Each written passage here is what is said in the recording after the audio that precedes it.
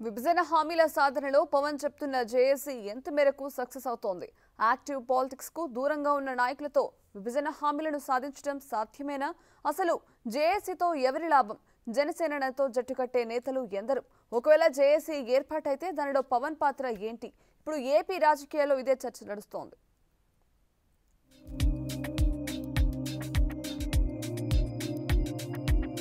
విభజన చట్టంలోని హామీలు నెరవేరుతాయా? ఏపీకి న్యాయం జరుగుతుందా? గల్లీ నుంచి ఢిల్లీ దాకా ఇప్పుడు ఇదే అంశంపై ఆసక్తికర చర్చ నడుస్తోంది.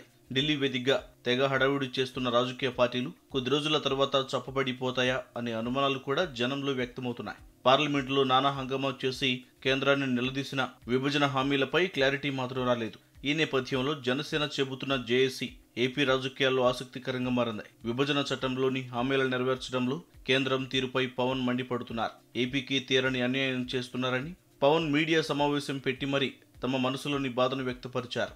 అయితే ఏపీకి జరిగిన అన్యాయంపై బాధను వ్యక్తం చేస్తున్నారు తప్పితే అటు కేంద్ర నాయకులపై గాని ఇటు రాష్ట్ర ప్రభుత్వ పెద్దలపై గాని తీవ్ర స్థాయిలో విమర్శలు మాత్రం జనసేనాని చేయడం లేదు. విభజన వల్ల నష్టపోయిన ఏపీకి న్యాయం చేయాలని కేంద్ర రాష్ట్రాలపై పోరుబాట పడాల్సిన పవన్ ఇలా జేఏసీ జపం ఎందుకు చేస్తున్నారు అని జనసేన కార్యకర్తలే చర్చించుకుంటున్నారు. జనసేన కార్యకర్తలను ప్రజలను కదిలించి పోరాటాన్ని ఉధృతం చేయకుండా ఇలా రాజకీయాల నుంచి ఫేడౌట్ అవుతున్న నాయకులతో మంతనాలు జరిపితే ప్రయోజనం ఏంటి అనే ప్రశ్నలు జనసేనానికి సంధిస్తున్నారు.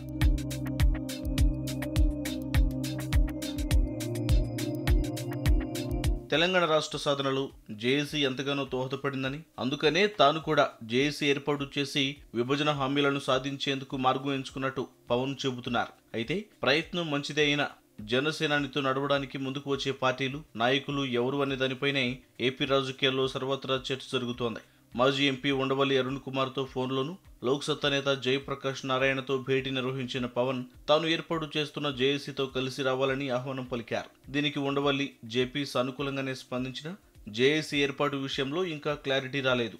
అయినా జేఏసీ ఏర్పాటు, ఉద్యమం నిర్వహించడం అంత ఆషామాషి వ్యవహారం కాదు అనే విశ్లేషణలు రాజకీయ వర్గాల నుంచి వస్తున్నాయి. అన్ని పార్టీ నేతలను కలుపుకొని పోవడం కొత్తగా రాజకీయ రంగంలోకి వచ్చిన పవన్ కు పెద్ద సవాలుగా మారనుంది. అయినా జనసేనాని ప్రయత్నం ఫలించి రాష్ట్రానికి ప్రత్యేక హోదా రావాలని ఏపీ ప్రజలు కోరుకుంటున్నారు.